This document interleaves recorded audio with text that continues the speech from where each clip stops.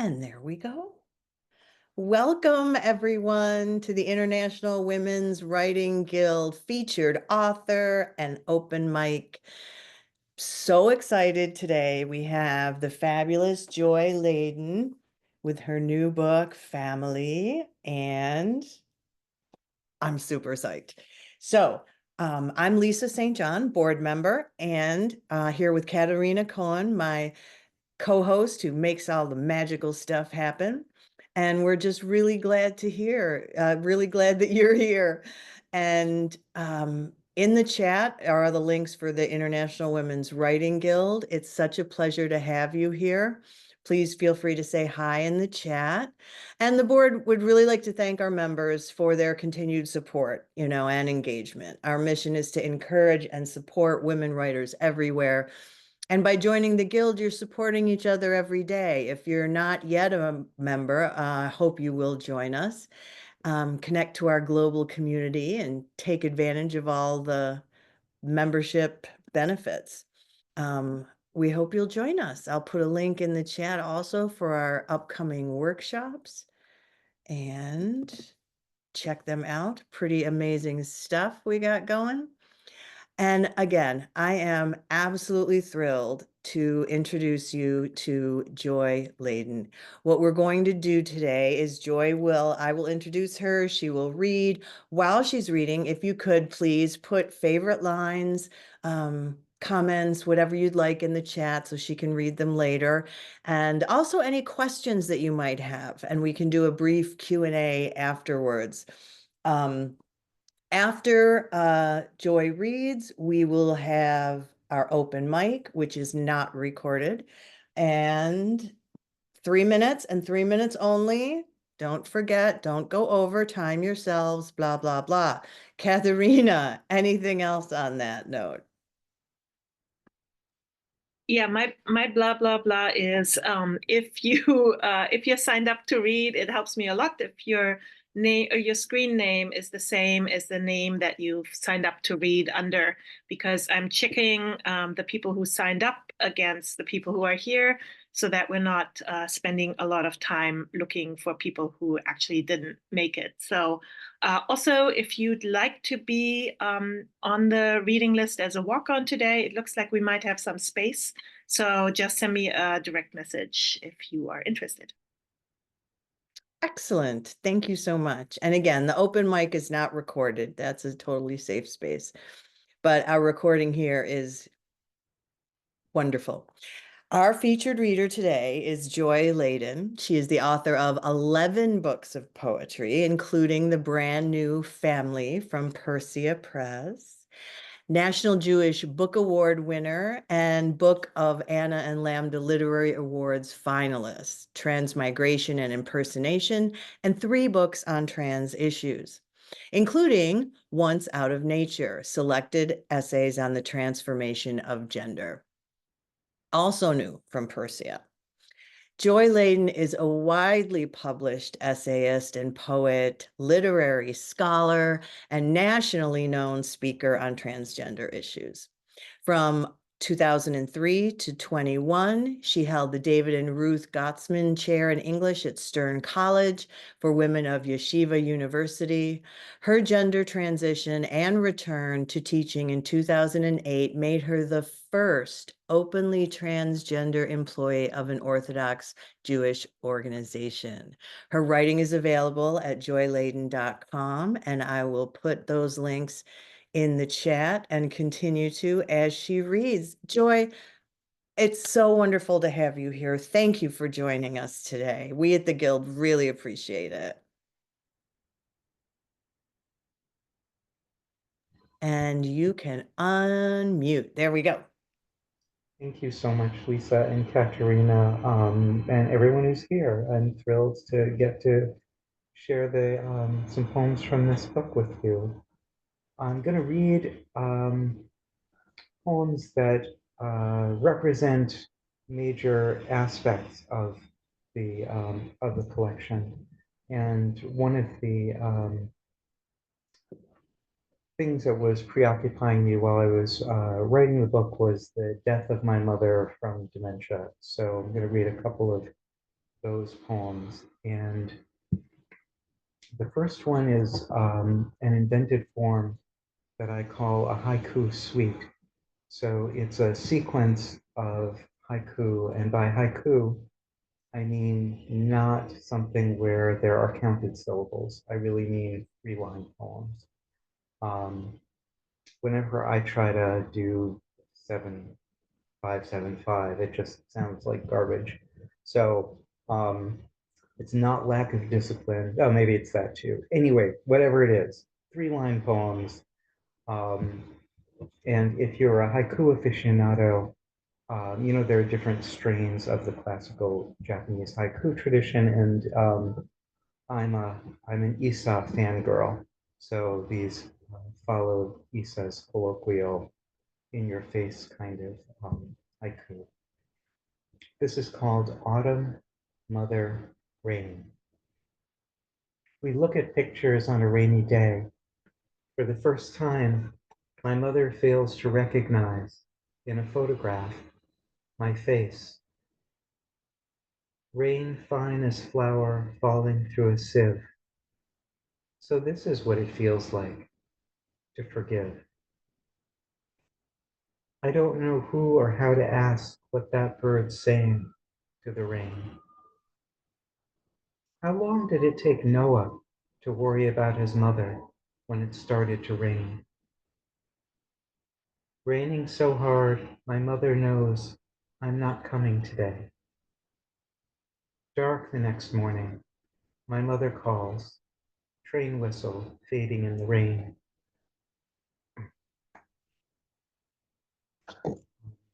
This poem is from a lot later in that process.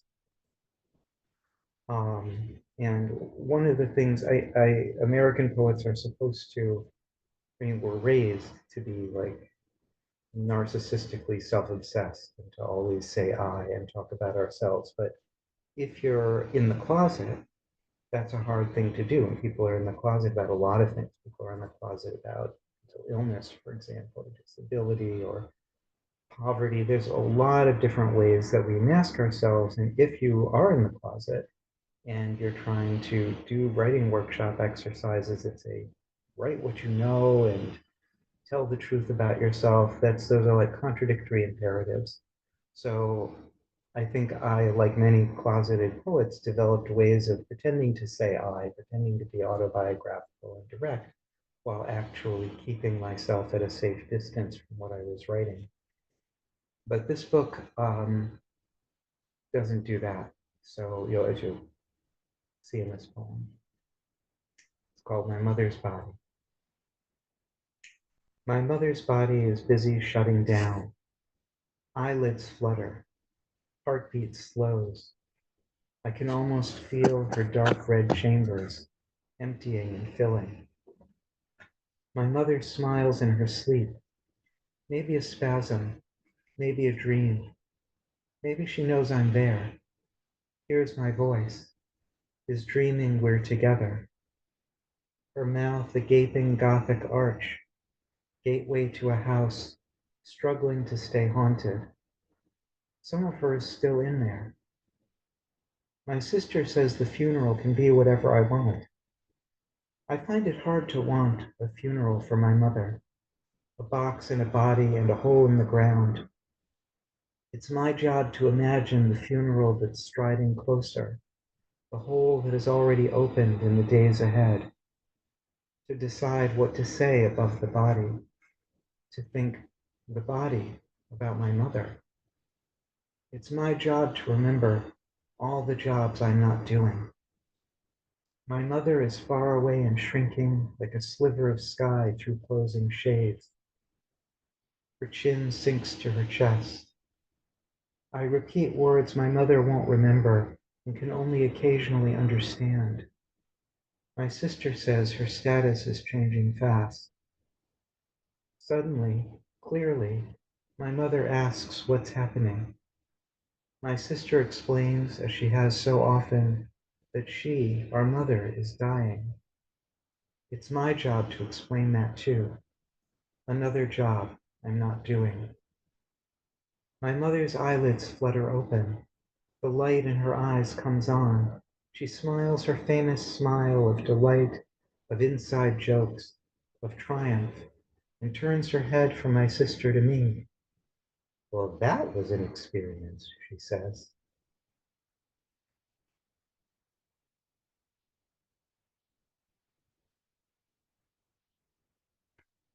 And I think that was the first time that my sister made it into a poem of mine. Um, she was the good child, and poetically, I couldn't get over that until you know we were brought together this way. Um,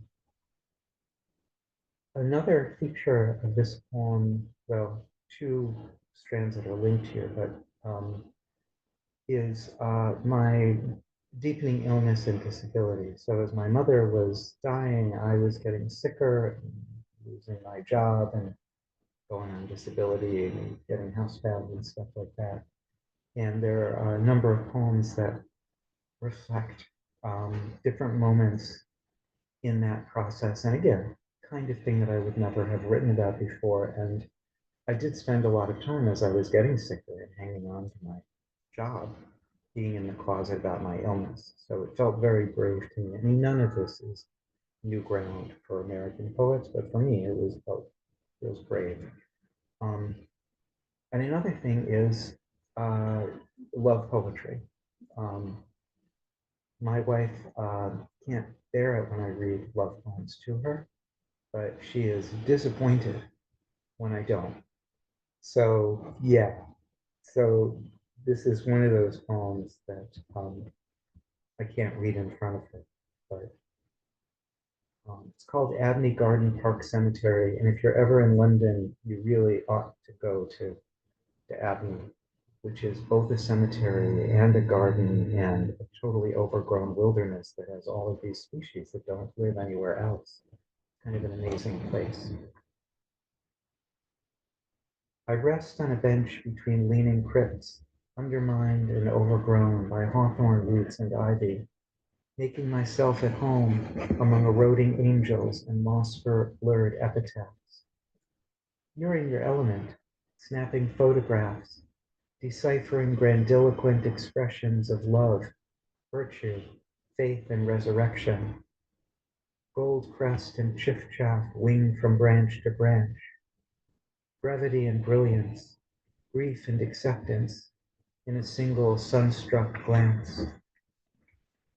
The pandemic won't start for a couple of years, so it's easy to feel life has triumphed over death, overgrown and walled it in, arranged it into artful paths, resting places, granite slabs, snippets of wilderness. This is the perfect place to feel how tired I am, surrounded by 19th century dissidents and species that have trembled for decades on the lip of extinction, like hairs in a thinning mustache.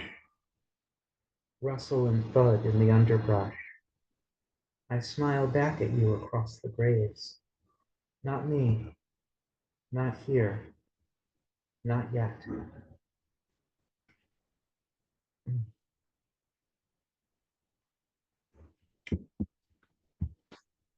Um,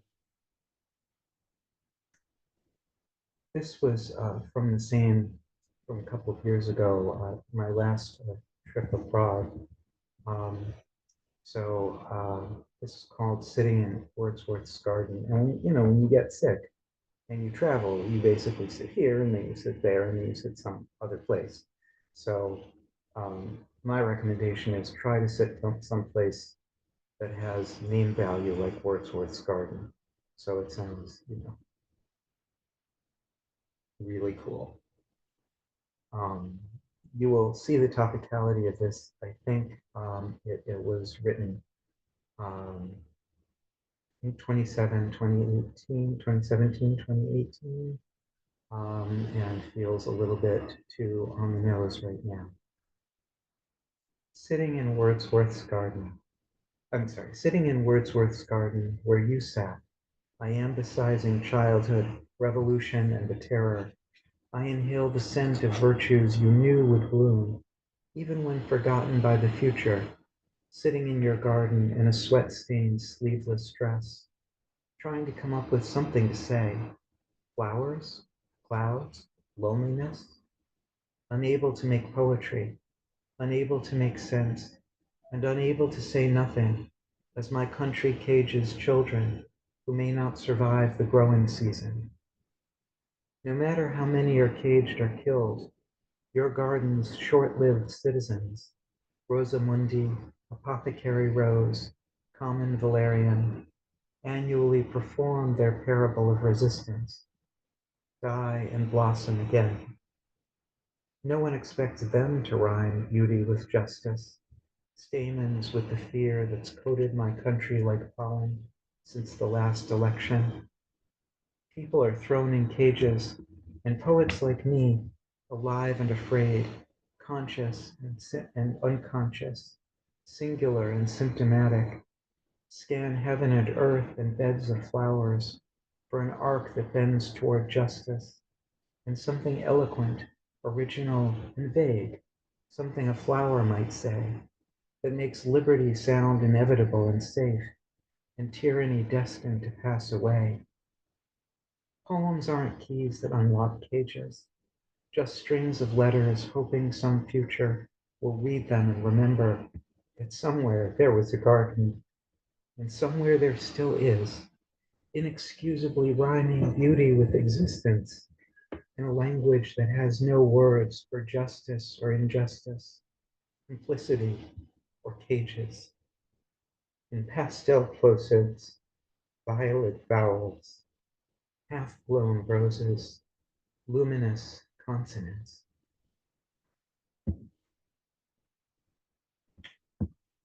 Um,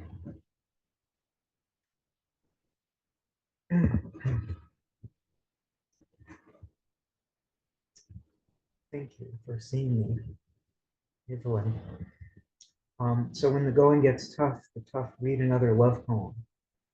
Um, this is called When You're in New York.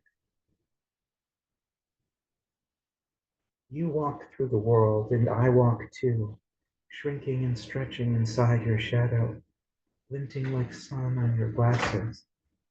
A bus is kneeling at a shelter, and look, I'm the shelter, and also the driver, kneeling thoughtfully in case you want to enter, then roaring off through the city that loves you almost as much as I do, posing for your pictures, trying to look familiar, trying to look brand new, leading you through turns and tunnels to the treasures cloistered in the oldest layers, rocks and shells and wounds I want you to discover.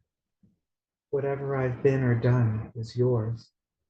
You're the center of my map, the sun I bask in beside the turtles, the neighborhood I grew up in, the little place no one else will ever find, where you and I are drinking wine and falling in love again.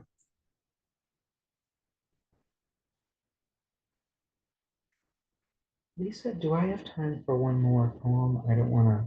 You certainly do. You have time for 2 or 3. I'm just a little weepy. Go ahead.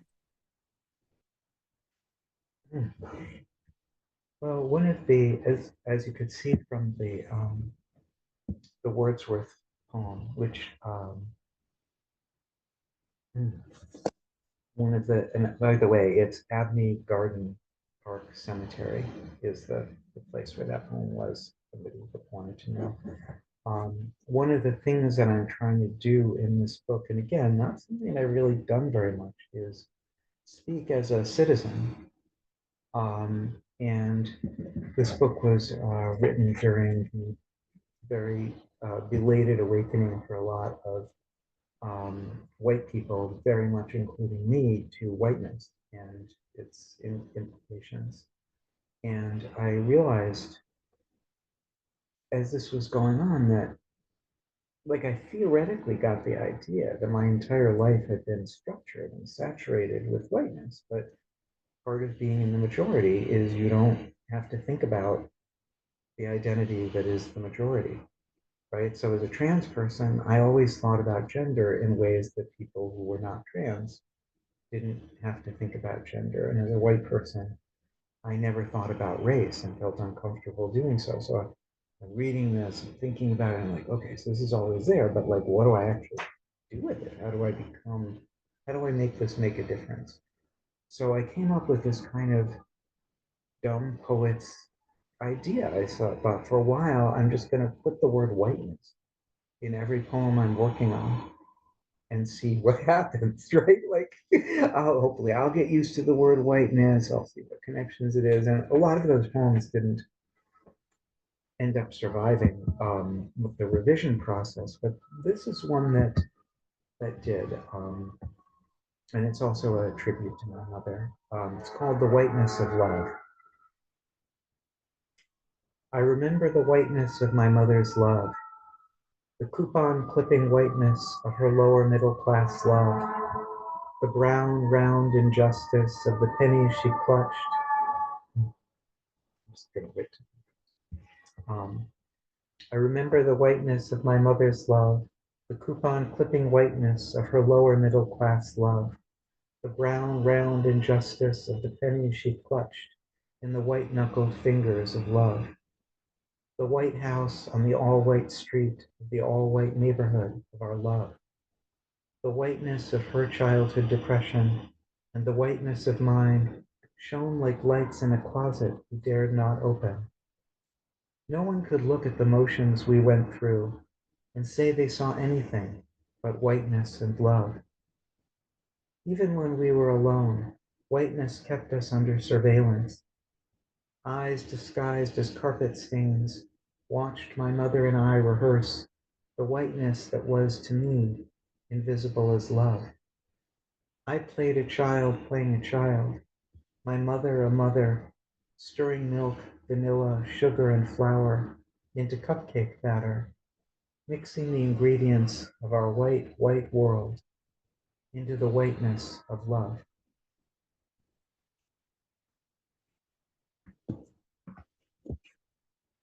And I will finish with something completely different and hopefully less weepy. Um, it's definitely the fault of this very responsive audience that I'm all teary all the way through this. This is from my previous book, Shekhinah Speaks, which is written in the voice of the Shekhinah is Jewish tradition's name for the divine female, which in Jewish tradition is the immanent aspect of divinity. So not the up there, far away, judgy, exiling aspect of divinity, but the part that is with us, that lives in us, surrounds us, that feels whatever we feel. And in Jewish tradition, of course, because this is the female aspect of divinity, the Shekhinah doesn't get to say anything. She's there, but she doesn't get to do anything either. She goes into exile instead of exiling. Um, so she's with us, but doesn't say anything to us. But when I started craving her voice, and so I tried to write these poems and turn them over to her to let her speak through them instead of me putting words in her mouth, um, which is why it's called Shekhinah Speaks. And it turns out, in this conception of her, she never stops talking. The question is whether we're listening. Um, this poem is called Likeness, and the words of each poem come from, they're all found in texts that aren't mine, because I didn't want these words to be mine, I wanted them to be hers. So some of the words come from Isaiah, certified God language, and some of them come from a Cosmo article that has something to do with the Isaiah article. So the Isaiah is, in this case, from a chapter that includes the words, the Lord who's hiding his face. And the Cosmopolitan article is, the Amish keep to themselves, and they're hiding a horrifying secret, likeness. And you, the you she's addressing is actually you, it's each of us. Like me, you're hidden in skin, in time, pinned like me to a world you endure, in which you hover, holy and ordinary, full of blood and suffering, rejected, forgotten, shoved to one side, mouthed and named in the language of shame, instead of your mother tongue, my tongue, the language of revelation. Like me, you can't escape the world that's inside you, waiting to be healed, to be forgiven, waiting for you to be less like a victim, less like a crime, less like a body grabbed at dust, less like saying nothing, and more like the face you think I'm hiding, more like woods and wings and water, more like conceiving and giving birth, more like overflowing. Thank you. Joy, how amazing. How absolutely amazing. Thank you. If you have questions for Joy, please go ahead and put them in the chat and I will get to them. I am blown away by how well you read and your beautiful poetry. I had a question about time in your poems. Is so interesting. There's two quotes I'm thinking of. One is the pandemic won't start for a couple years yet. So we're in this weird place in time. And then the other one from Wordsworth's Gardens is forgotten by the future. So now we're in two other different times. Like, are you pretty conscious of how you incorporate time into your work, or is that just your muse, your synchronicity? That is a great question. When I was, honestly, I was never a successful scholar, but I did this early work on literary space-time, this called the chronotoph. And I was really interested in the concept, and I wrote a couple of long articles about it, and I used those, even though they were theoretical concepts, I was using them in my poetry. And I remember being amazed to realize that um, we think of writers as complicating time in their work. Like that sounds like I'm complicating time. But actually, we live multiple times at once. We're actually simplifying time in the work that we're writing because any given moment that we live is the past, the present, we're thinking about the future. We're having reactions, unconscious reactions. We don't even recognize where they come from, and they're manifesting in ourselves. We're watching ourselves watch something, we're narrating, and our brains are built to keep time. And that time slips as we get older, like the clocks of our brains lose time. So we go less in sync, but there is a clock that enables us to track this, what we might think of as the time of the fabula. That's what the Russian formalists called it, right? Just the, if you arrange a story into just a straight line of one moment after another moment after another moment, but we don't live that time. We just have that as like a metronome. It's like the way what musicians do with the metronome. We would not want to listen to music that sounded like a metronome. And we don't live a time that is metronomic. We So we're simplifying this cacophony of different temporal realities when we sit down to write.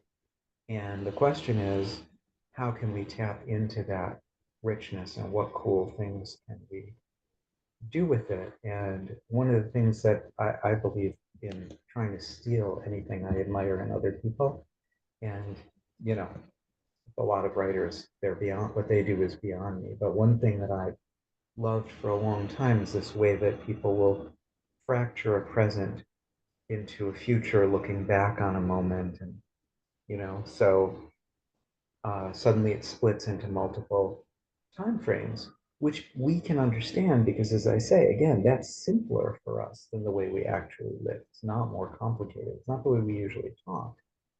It's not simpler than what we usually do with language, but it is simpler than what our consciousness does with time. So I always feel like that's cool. And I'm delighted that Lisa noticed my little showing off there. I think it's brilliant. It's absolutely brilliant. I used to teach my high school poetry students, good artists borrow, but great artists steal. So I have a question from the group from Rebecca. How do you navigate or manage your emotions while writing really difficult content, such as especially that for your mother? Mm. Well, as I said, that was something that I've always been extremely emotional, but because of being in the closet and dissociation and some trauma stuff, actually being emotional in poetry has not been easy for me. And this book is um, like Shafina Speaks was a hard book to write, but one thing that I loved about the Shafina was she kept naming feelings for me. And, I was the human you she was talking to too. So everything she says to the you is also being said of me. And she keeps like, see, here's your shame, and here's your this, and here. I'm like, right, all right, yeah, yeah, I got all these feelings going on. But I didn't actually have to say them. And I'm much more comfortable in my poetry with that kind of refracted feeling than I've been with direct feeling. But when my mother was dying, I wasn't able to do that. And I was fortunate to, there's a marvelous, criminally under-recognized poet named Nina Polari, um, who wrote a book, which of course I'm looking for it. I can't see the name, and now I'm blanking on the title. But she had a terrible stillbirth, and she wrote an entire book of poetic responses, where she goes through the entire response. I mean, the range of emotions, but her ability with language is this is one of those things that I admire but actually can't do. Like the language that I'm using for these emotions, it's quite normative. But when Nina's expressing emotion, some of it is very flat and direct and like brutally direct. But also, she expresses feelings with extraordinary wrenchings of language, where the emotion is clear.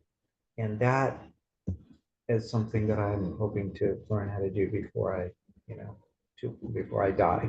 When I grow up, I would like to be able to do what it does seemingly as easily as breathing. But so she is putting it all out there. And as I was reading this, I felt like she was exemplifying for me how you do this. I felt like she was saying, if I can talk about this, which is impossible to talk about because, my mother was 92 years old. It was the opposite end of the life process.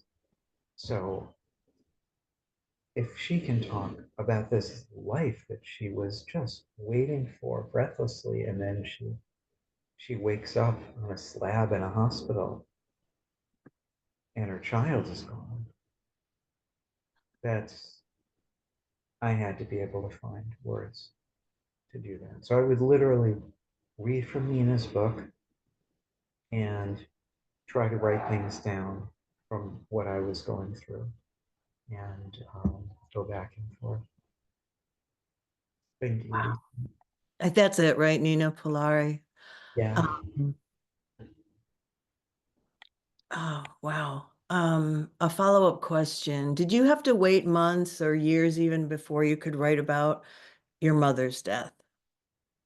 No, a lot of those poems are pretty close to real time. I think to,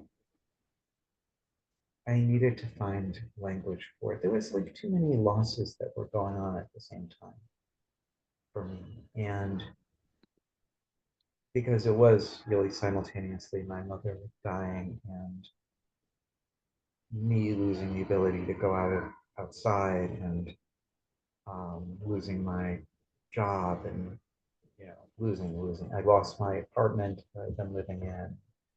Anyway, so there was we go through these things. It's nothing compared to what probably 7 billion out of 8 billion people have gone through or in the middle of going through or are about to go through between climate change and um, war and things like that. I'm not claiming that it was something horrible, but it was a lot for me. And so um, I needed to write about it. And I find that that's all writing has always been the way that I survived from childhood, writing, particularly writing poetry. Partly because it always makes me feel alive, partly because whenever I write something new, it always feels like I've written the greatest thing in the world. And I'm not apologizing for that. I think that writing something, really bringing it home to fruition, is a lot of hard work. And it's a lot of bad news when you go back and look at that brilliant, um, your deathless prose has just died, is what somebody in the office used to say when we would have to revise reports and memos. Um, so it's a lot, it is a lot of going through that process. And to me, what keeps me in it is this absolutely young child fingerprinting thrill of creation. Like, wow, words have never come together in this way before, which is true. And, most of those words, probably it's not a plus for anybody else that they came together this way, right? That's what we'll discover through revision. But it doesn't matter because there is this miracle of something new coming through me and of this huge ancient thing of language through which so many people have lived and expressed so much, inhabiting me and taking on a new constellation that just never gets old for me. I'm going to steal that quote, young child finger painting thrill. I'm going to put it above my computer on my altar and think about that the next time I'm writing something new. So thank you for that. Uh, Another question, Joy, how has your poetry and essays about gender changed over time, particularly from when you were coming out until the present day? That is a great question. And, it covers a lot of time. So there's been a lot of changes. I would say in my poems, there's been, for before when I was living in the closet, as I said, I was trying to find ways to write poems that were true and expressive, but weren't too true and too honest, and which is tied me into knots, um, and led me to do a lot of persona poems. And then when I started after transition, I was able to write honestly about my life, but it took me years before I really knew enough about who I was growing into before I could say I and still know what it meant. So I relied a lot on the second person. I stopped writing persona poems mostly. Um, so I was trying to write about me, but I'm writing in the second person, and I'm doing this thing of borrowing language. That's when Cosmo and I got. I mean, his covers continued to scare me, but I would, take women's magazines and take language and rearrange them. And so there was a lot of feeling words, which I didn't know how to express feelings in poetry because of the way that I've been living. Um, but it was also kind of abstract and distant. Um, and I thought that, there was some stuff that was about gender that was good. And for me, I think the best work that I've done, the best complete books have always had this big religious component. And that was an even greater taboo in American poetry than writing about being trans, um, which I still think is not mostly a plus, but it is a real minus to write anything religious from a perspective of being religious in any way, shape, or form. So American, and there are historical reasons for this, I think, that have to do with genteel lyricism at the end of the 19th century. That was the dominant poetic form. And it was very pious. There was a lot of what we would now think of as sort of Hallmark greeting card kind of, but that wasn't exactly what it was then. It was, poems were seen as places to express and encourage virtue, including religious virtue. Was that poets had a social function? I mean, what a concept. Um, and Modernized poetry and modernist poetry came out as a rebellion against genteel lyricism. So it was anything goes in a whole lot of ways, but one thing that you couldn't do was what genteel lyricism did. So uh, heavy emphasis on formal verse was uncool. It started to be uncool then. Poets never stopped doing it, but it became uncool at that point because that's what genteel lyricism did.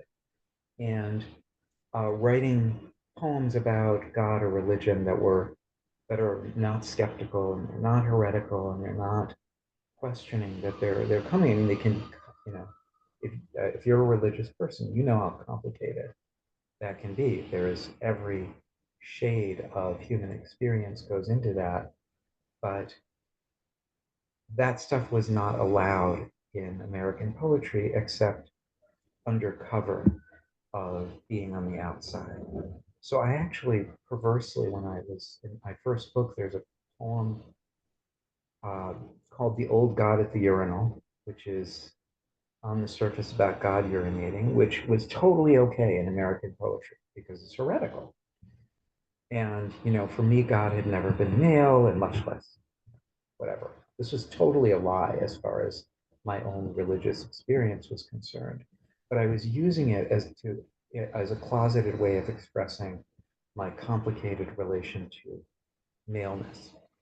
So I'm pretending to diss a patriarchal God that I have no issue with because I never believed in that God in the first place, as a cover for expressing gender feelings, which I didn't feel were safe.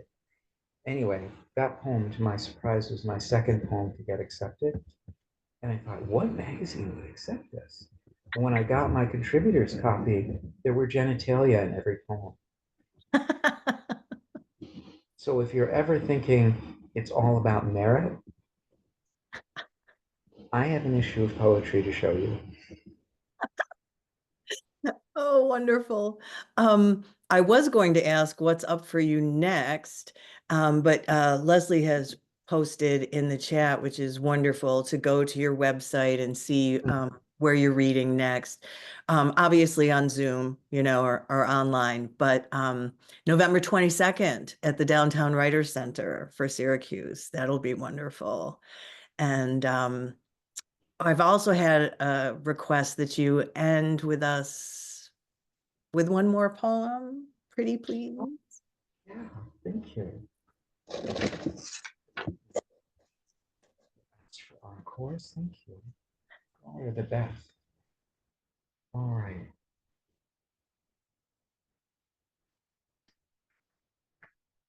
There are a lot of emotionally not easy poems here. I was hoping to do something a little. All right. Oh yeah, this is better. Um, this is another haiku suite, and one of the things about the haiku suite poems were they were written during my last summer in this apartment that had been my home, but that I was having to leave. And it was in Hadley, Massachusetts, which is nowhere. It's between two small somewheres, Northampton and Amherst, but it's one of the most beautiful places that you can ever be almost all the time. And this was my last summer, and so haiku are perfect for just registering the moment. So this was from a sequence of haiku suites called Summering. All night, two cicadas call and answer across the unmown yard. Sleep rustles through your body, wind through moonlit corn. I wake in your arms to a chipmunk repeating the only word it knows. All the branches shake at once, then silence, leaves, and sun. Car horn, cardinal, potato frying. It's not just me. Today, the world sounds happy. Thank you. Beautiful, beautiful. Thank you so much, Joy, for being here and for reading and sharing with us. It's just extraordinary. And I'm so, so grateful. The International Women's Writing Guild really appreciates your being here and taking the time to read for us. So everyone, go to joyladin.com. The link is in the chat and find out where else she's reading and what she's reading. And I had to put the link in for your TED Talk on Beacon Street as well, because I just thought that was really quite amazing. And someone just said the haiku form for these poems is lovely. And I like the term haiku suite. You know, that's like it's very musical, you know, like haiku. And I think that's, I'm gonna try it. I'm gonna try it myself. Musical suites are sequences of dance forms. If you look at them, like there's a gavotte and there's a this and there's a that. And for me, 3-line poems, that's what they're like. Like each line is a distinct motion. It's like each one is a little dance. So when there's a sequence of them, it's like a suite. It's wonderful. Wonderful. Thank you again so much. Everyone, make sure you check your links in the chat. Enjoy. I hope you read through the chat and see all the wonderful things people have to say. At this point, I will ask you again, if you're not a member of the International Women's Writing Guild and would like to be, I'll put the link in the chat again and hopefully check out our workshops. We've got a lot coming up, a lot of really interesting things. For example, let's see, we have page not found. No, here we go. We have, inquiring at the heart of a subject, how to ask great questions to prompt great writing is coming up this Thursday. And then the next open mic is with me. Switching roles. I'm going to thank Leslie and Katharina ahead of time for hosting me, and that'll be Sunday the 27th. But also our imagination and justice, our meditation and free writing circles with Lisa Friedman are incredible. And then we have a 6-week intensive coming up on transitions, translations, transformations. There's just so much. And I hope you will join us for some of that. Joy, again, Joy Ladin, thank you for being here. And thank all of you for joining us in this fabulous reading. Thanks so much.